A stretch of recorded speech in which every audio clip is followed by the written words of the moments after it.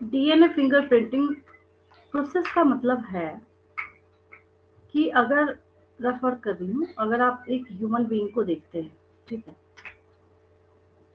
तो इसकी बॉडी के अंदर डीएनए को भी जब आप एनालाइज करेंगे, ये रहा इसका डीएनए, ठीक है, तो इसकी भी जब आप एनालिसिस करना स्टार्ट करते हैं, तो इसकी एनालिसिस के बाद आपको इसके जो सीक्वेंसेस हैं, इसके जो क्या है सीक्वेंसेस हैं, उसको भी जब आप रीड करने में कैपेबल होते हैं, तो आप बोलते हैं कि हमने डीएनए फिंगरप्रिंटिंग परफॉर्म कर लिया।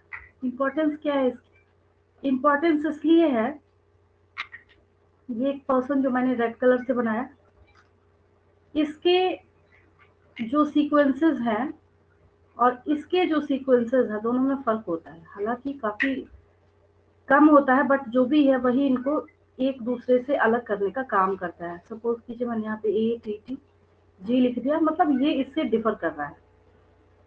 अब सपोज कीजिए यहाँ पे क्राइम सीन है, कोई छोटा सा एग्जांपल दे रही हूँ, यहाँ पे एक पर्सन डेड पड़ा हुआ है ना।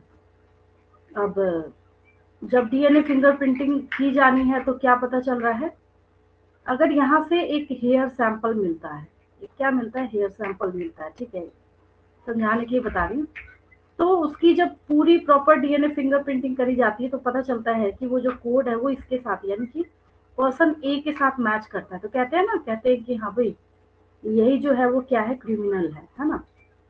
तो बहुत सारा यूज है इसका, बहुत सारा रोल है, बहुत सारा बेनिफिट है किसका, डीएनए फिंगरप्रिंटिंग का। और आज के डे में तो कोई भी छोटा से छोटा केस हो, जहां भी कॉम्प्लिकेशन स्टार्ट होती है और रिक्वायरमेंट होती है, तो डीएनए फिंगरप्रिंटिंग को परफॉर्म किया जाता है। दूसरी बात, डीएनए फिंगरप्रिंटिंग यहाँ पे ये बिल्कुल भी रिप्रेजेंट नहीं करता कि आप किसी ह्यूमन बीइंग के सिर्फ जो उसके फिंगर्स हैं उसकी प्रिंटिंग आप कर रहे हैं, ये तो बिल्कुल भी रिप्रेजेंट नहीं करता, ठीक है, ऐसा बिल्कुल भी नहीं है। तो ये एक तरीके से मिसनोमर है ये। अब ऐसा शुरू से ही यूज किया जा रहा है, तो लोगों ने भी बोलना स्टार्ट कर दिया दैट इज डीएनए फिंगरप्रिंटिंग, जबकि वैसा कुछ होता नहीं है कि सिर्फ फिंगरप्रिंट्स ही लिए जाते हैं उसमें, क्योंकि जो फिंगरप्रिंट होता है वो भी एक तरीके से आगे जाके जब उसको एनालाइज किया जाता है तो वो डीएनए के डिफरेंट सीक्वेंसेस को डिस्टिंग्विश कराने में हेल्प करता है। अब ये यहाँ पे एक डायग्राम है, जो रिप्रेजेंटेटिव डायग्राम है, ये जब तक ये टॉपिक ओवर नहीं हो जाता मैं आपको 50 टाइम्स या उससे भी ज्यादा बार बार एक्सप्लेन करूंगी। इसमें घबराने की जरूरत नहीं है कितना लिखा क्या है। यहाँ पे सपोज कीजिए किसी, मैं ऐसे ही अभी बोल रही हूँ, मतलब इसको आप ट्रेलर की तरह समझ लीजिए कि मूवी के ट्रेलर की तरह है, आगे तो भी सब कुछ बाकी है, काफी लेंथी प्रोसेस है।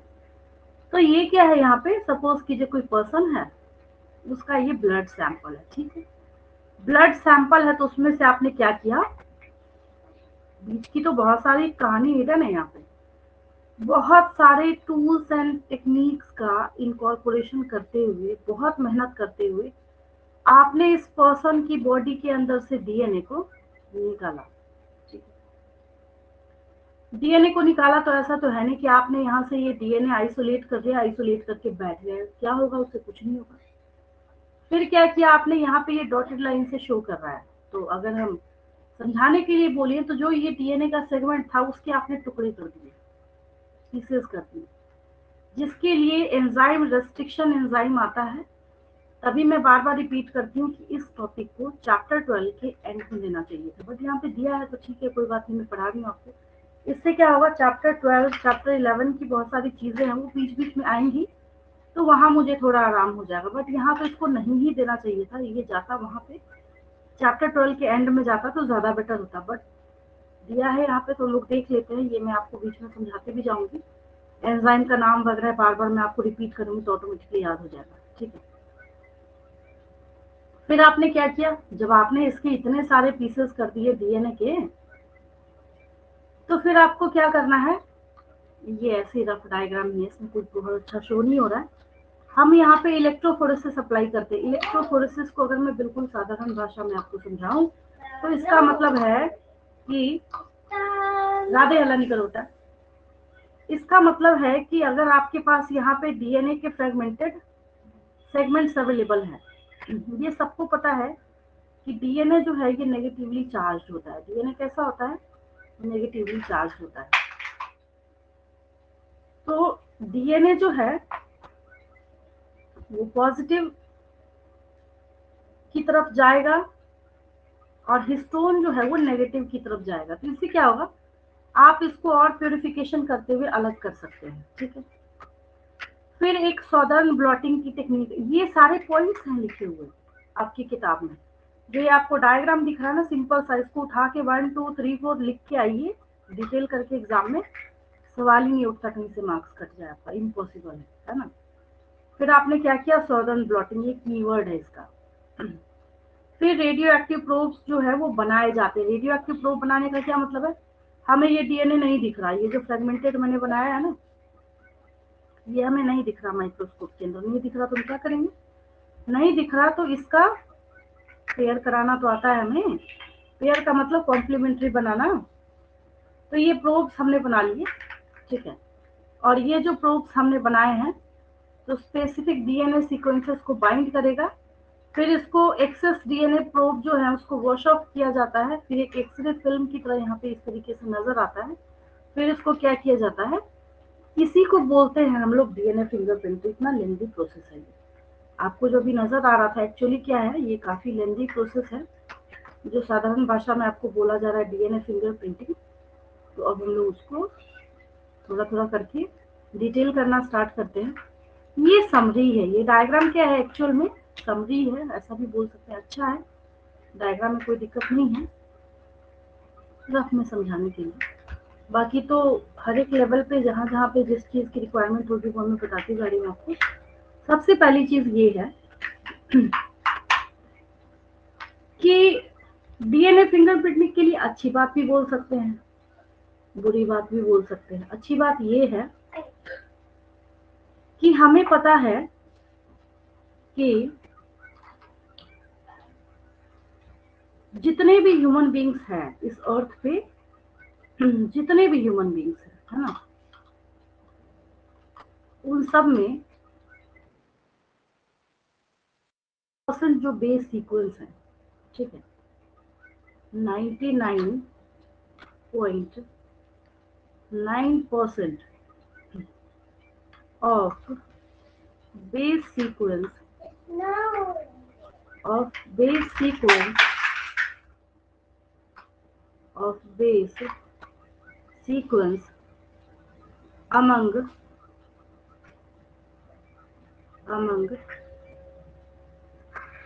humans among humans is the same is the same। वो क्या है, सेम है, मतलब इसमें हमें डिफरेंसेस के बारे में सोचना ही नहीं है। अच्छा भी एक तरीके से, ठीक है। और यहाँ पे हम लोग क्या कर रहे हैं, हम लोग ये कोशिश करने जा रहे हैं आगे जाके कि जो भी आपके पास डीएनए अवेलेबल है उसमें जितने भी बेस पेयर्स अवेलेबल है हम लोग सबको क्या कर सके, रीड कर सके, ठीक है। अब आगे लिखते हैं हम लोग, डीएनए फिंगरप्रिंटिंग की खासियत क्या है कि DNA fingerprinting DNA fingerprinting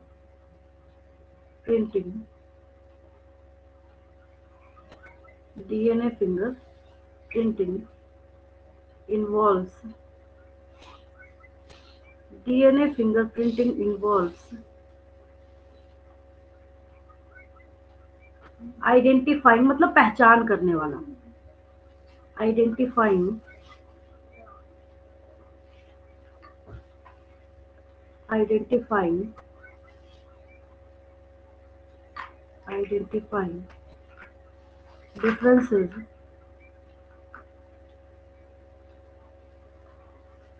identifying differences in some specific in some specific in some specific regions in some specific regions in DNA sequence DNA sequence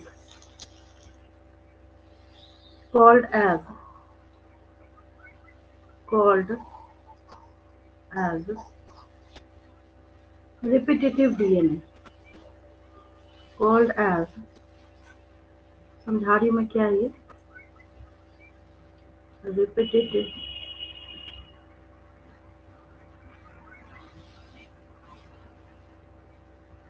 repetitive DNA देखिए एक रफ वर्क करके समझाती हूँ आपको। ये पर्सन ए है और ये पर्सन बी है। इसके जो सीक्वेंसेस है वो ऐसे चल रहा है। मैंने लिखा ATGC ATGC मतलब ये अपने आप को रिपीट कर रहा है रिपीट कर रहा है रिपीट कर रहा है रिपीट कर रहा है। ठीक है, रिपीटेटिव DNA बोल रहे हैं हम लोग। क्या बोल रहे हैं? सबसे बड़ी बात ये है कि हम इसको रिपीटेटिव भी बोल रहे हैं। दोनों वर्ड्स एक दूसरे के एंटागोनिस्टिक हुए ना यहाँ पे। हम ये भी बोल रहे हैं कि रिपीटेटिव है, रिपीट का मतलब सेम होता है। और हम यहाँ पे ये भी बोल रहे हैं कि उसी में हमें डिफरेंसेस आइडेंटिफाई करना है। बच्चे ये लाइन लेके आते हैं मेरे पास, इसमें से मतलब इस लाइन को समझने के लिए इसका मतलब है क्या, तो उसको समझिए ध्यान से। यहाँ पे मैंने रिपीटेशन एक लिखा है ATGC ATGC ATGC ATGC suppose कीजिए 1000 टाइम्स चल रहा है। ठीक, यहाँ पे मैंने लिख दिया, कुछ और भी हो सकता है, AGGTC, फिर मैंने लिखा AGGTC। अब यहाँ पे क्या है, ये 1000 टाइम्स चल रहा है, ये जो रिपीटेशन है। तो हमें क्या करना है, ये जो रिपीटेशन है और ये जो रिपीटेशन है, जो रिपीटेटिव यहाँ पे DNA अवेलेबल है हमारे पास, हम सबके डिफरेंसेस देख रहे हैं ना यहाँ पे, है ना। तो DNA फिंगरप्रिंट आइडेंटिफिकेशन वर्ड वहां पे आता है जब हम किसी चीज की पहचान या तो हम एक ग्रुप में से करें या हम दो में से करें। जैसे आप एग्जामिनेशन सेंटर पे गए, ठीक है, आप देखेंगे कि गेट पे जो खड़े होते हैं इंस्पेक्शन वाले, वो ध्यान से देख रहे थे, आई कार्ड से आपका फेस मैच कर रहे होते हैं, देख रहे होते हैं। तो वहां पे बहुत भीड़ होती है, तो जिसकी वजह से उनके पास एक चैलेंज होता है कि आपको क्या करना है, जितने भी स्टूडेंट्स यहाँ पे एग्जाम देने आ रहे हैं उन सबको आपको चेक करना है। ठीक है, तो identifying differences in some specific regions in DNA sequence called as repetitive DNA। इससे ये करते क्या है, अपना काम आसान कर लेते हैं। कहते हैं अच्छा, ऐसे भी हमें पता है कि 99.9% क्या है, बेस सीक्वेंसेस जो है सारे ह्यूमंस में सेम होते हैं। तो हम क्या करते हैं, जो रिपीटेटिव सीक्वेंस है उसमें से हम देख लेते हैं कि रिपीटेशन कैसे कैसे दोनों का डिफरेंट है। तो इस पे टिका हुआ है, इसके ऊपर डिपेंड करता है कंप्लीटली कौन, DNA फिंगरप्रिंटिंग। ठीक है, ये आपको समझ आ गया होगा। आगे देखिए, रीजन क्या है, रीजन ये है कि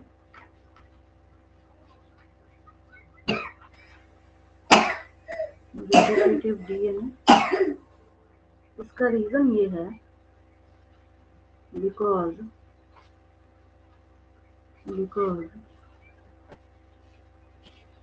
मैं आगे इसको डिटेल कर देती हूँ थोड़ा सा। Because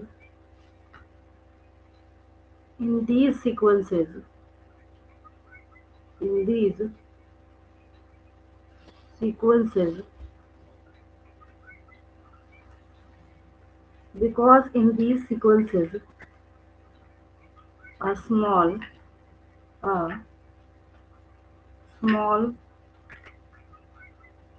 small stretch a small stretch of DNA a small stretch of DNA is is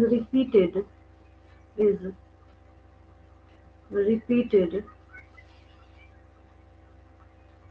repeated many times, कई बार 1000 टाइम्स, बहुत भारी ये क्या होता है अपने आप को रिपीट करता है, रिपीटेड मेनी टाइम्स।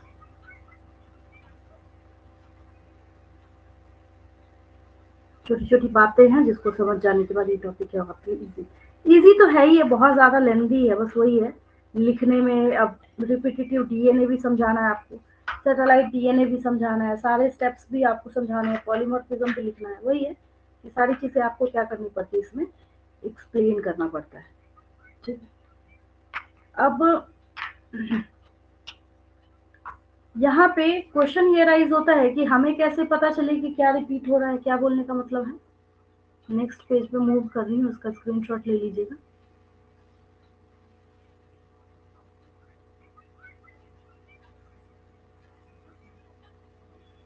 देखिए, अगर मैं आपसे क्वेश्चन पूछूं ना, एक टर्म आएगा आपके पास, टर्म क्या आएगा आपके पास, सेंट्रिफिकेशन। क्या आएगा, सेंट्रिफिकेशन। केमिस्ट्री में भी सुना होगा आपने, बायो में भी आएगा कई जगह पे। अब सेंट्रिफिकेशन मशीन ही दिखा देती हूँ, बहुत सारे आपको यहाँ पे नजर आ रहे हैं, ठीक है। तो सेंट्रिफिकेशन टेक्निक में हम करते क्या हैं, यहाँ पे ऐसे तो सारे ही अच्छे हैं, जैसे अगर हम यहाँ पे तो रिवॉल्यूशन भी शायद दिख रहा है। इसमें आप करते क्या है, सपोज कीजिए ये जो चलिए ये तो ठीक ही है, 93% खुद ही टेस्ट ट्यूब डाल रहा है, तो और इजीली आपको समझ आएगा। तभी तो मैंने बोला था कहाँ इसको 6 चैप्टर में ला के डाल दिया है इसमें। 11 एप्लीकेशन है ना, ये जो आपने अभी तक पूरा पढ़ा है उसको आप अप्लाई कर रहे हैं, सीख रहे हैं कि हाँ भाई कैसे इसको, हमने जो पूरा मॉलिक्यूलर बेसिस ऑफ इनहेरिटेंस सीखा है उसका एप्लीकेशन किस तरीके से हो रहा है ना। तो एप्लीकेशन है, आप बच्चे यहाँ पे सीख रहे हैं, तो ऐसे कैसे उठा के उसको बीच में 6 चैप्टर में डाल रहे हैं, और ये भी उम्मीद कर रहे हैं कि बच्चे को समझ में भी आना चाहिए। तो इसको होना चाहिए था एक्चुअली, खैर ये मैं जब भी पढ़ाती हूँ तो 1000 टाइम्स में ये बात बोलती हूँ कि इसको 11th या 12th चैप्टर में एंड में होना चाहिए था, तब तो बेस्ट होता। बहुत ध्यान से समझिएगा, सिर्फ बायो में नहीं केमिस्ट्री में भी आपको ये यूजफुल है। आपको बहुत अच्छे तरीके से दिख रहा है कि यहाँ पे ये इस पर्सन ने ये टेस्ट ट्यूब लिया हुआ है, पता है आपको, ठीक है। इस टेस्ट ट्यूब के अंदर क्या होता है, एक प्रॉपर मीडियम के अंदर जेनेटिक मटेरियल, मतलब बल्क जो जीनोमिक डीएनए है वो इसमें डाल दिया गया है, ठीक है। फिर आपने क्या किया, ये जो आपको अभी टेस्ट ट्यूब ऐसे सीधे खड़े खड़े दिख रहा है ना, ये ऊपर वाला जो लिड है इसको आपने जैसे बंद किया, इसको बंद करने के बाद जब आप यहाँ पे इस लिड को यहाँ से क्लोज करेंगे, क्लोज करने के बाद स्विच ऑन करते के साथ ये 1000 या 5000 रिवॉल्यूशन पर मिनट की स्पीड देता है, थोड़ा सा इमेजिन कीजिए। यानी ये ऐसा स्पीड है कि आपको इस, क्योंकि ये ग्लास का लिड है, शीशे का है, तो ऊपर से साफ साफ दिख रहा होता है, ठीक है। ये इतनी स्पीड पे मूव कर रहा होता है कि ये जो यहाँ पे टेस्ट ट्यूब्स है ये दिखते ही नहीं, बॉटम दिखता है इसका, ठीक है। तो इतने स्पीड से ये चल रहा होता है। अब आपके दिमाग में क्वेश्चन आएगा, करते क्यों है ये, क्यों कर रहे हैं, क्यों इतनी मेहनत कर रहे हैं वाला, है ना। सारे जो यहाँ पे टूल्स हैं और जो आप टेक्निक्स यहाँ पे अप्लाई कर रहे हैं, सर्टिफिकेशन मशीन जो आप यहाँ पे यूज कर रहे हैं, सब कॉस्टली आते हैं, ठीक है। तो हम इतने पैसे और एफर्ट और हार्ड वर्क सब कुछ हम क्यों लगा रहे हैं किसी चीज के पीछे, तो इसलिए लगा रहे हैं कि हम ये चाहते हैं कि जो बल्क जीनोमिक डीएनए है, जो क्या है, बल्क जीनोमिक डीएनए है, उस बल्क जीनोमिक डीएनए के अंदर से क्या हो जाए, उस बल्क जीनोमिक डीएनए के अंदर से जो रिपीटेटिव डीएनए है वो टूट जाए, रिपीटेटिव डीएनए जो है वो टूट जाए, है ना। जब ये ब्रेक डाउन करेगा किसी चीज को, आप छोटे छोटे छोटे छोटे पीसेस में जब आप देखिएगा तो उसमें से एक पीस को निकाल के, अब भाई एक पीस पे अगर आपके पास सीक्वेंस चल रहा है ATGC, तो आपने 1000 पीसेज अगर करे हैं तो एक को आपने उठा के देखा तो सबके पास तो यही रिपीटेशन निकल के सामने आएगी, है ना। जहां समझ नहीं आएगा वहां मुझे बीच में इंस्टेंटली रोक के पूछ लीजिएगा कि यहाँ पे समझ नहीं आ रहा है, क्योंकि अगर अभी शुरुआत का समझ नहीं आएगा तो आगे का कुछ भी समझ नहीं आएगा, ठीक है। तो यहाँ पे क्या हो रहा है, आप सेंट्रिफिकेशन टेक्निक अप्लाई कर रहे हैं। क्या कर रहे हैं, क्वेश्चन एक नीट के एग्जाम में कई बार केमिस्ट्री में भी पूछ लिया जाता है और कई बार बायो में पूछा जाता है। हम अगर किसी इंस्ट्रूमेंट का यूज करते हैं ना, तो वो किसी ना किसी फिनोमेना के ऊपर बेस्ड होता है। हम उसमें किसी चीज को, जैसे आपने देखा होगा, जैसे मतलब मैं एक एग्जांपल दे रही हूँ, इससे कंसर्न तो नहीं इस टॉपिक से। जैसे आपने लिफ्ट देखा है ना, लिफ्ट, ठीक है, तो लिफ्ट आप देखते हैं कि ऊपर जा रहा है तो एक इसके साथ ना एक ब्लॉक होता है, तो जितने वेट की कैपेसिटी होती है उतना ही हैवी वेट यहाँ पे लगाया जाता है। तो ये लिफ्ट जब ऊपर जाता है तो ये वेट यहाँ पे नीचे जाएगा। तो ये जो फिजिक्स में आप लोग पुली वाले क्वेश्चंस जो सॉल्व करते हैं ना, उसके ऊपर बेस्ड है। मेरा बोलने का मतलब समझे कि वहां से एप्लीकेशन उठा के आपने यहाँ पे लिफ्ट बनाना स्टार्ट कर दिया, आप सीख गए। तो क्वेश्चन ये है कि यहाँ पे फिजिक्स का कौन सा फेनोमेना लगेगा, जो सेंट्रीफ्यूगल जो फोर्स है तो उसको तो आप अप्लाई कर ही रहे हैं यहाँ पे, लेकिन जो चीजें हैं वो कैसे टूट रही हैं, तो इसका बेसिस क्या है, तो इसका बेसिस है density gradient.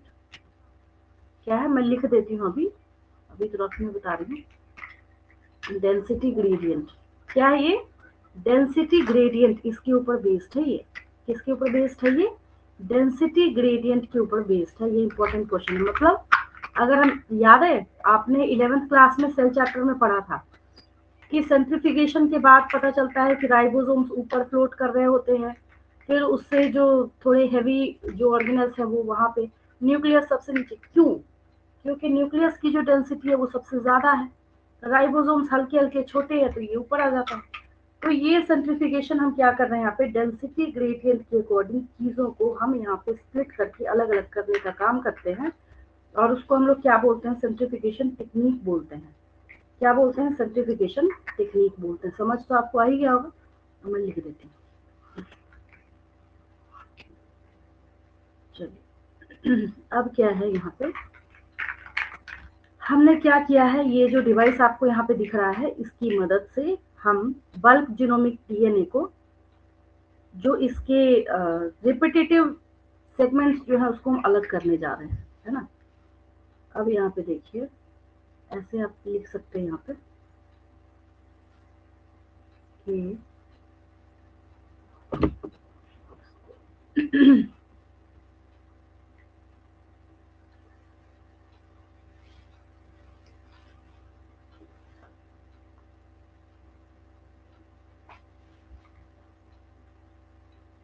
these repetitive DNA, these repetitive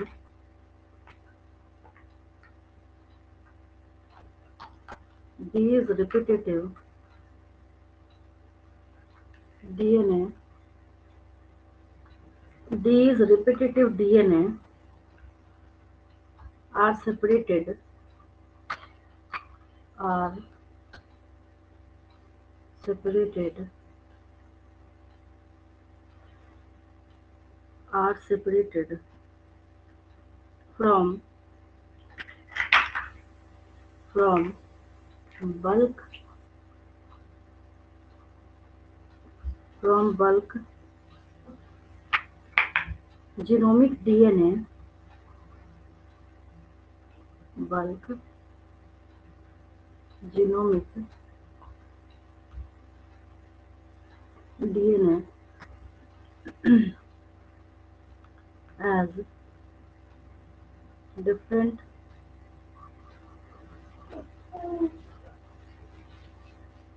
different peaks during as different peaks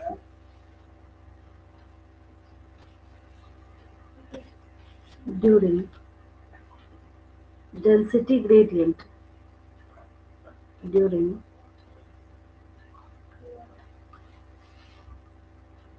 density gradient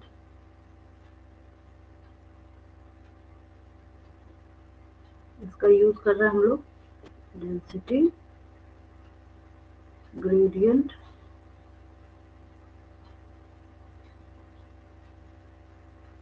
during density gradient centrifugation. Gradient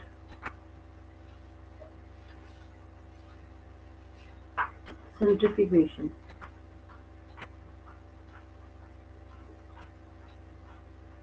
Density gradient centrifugation.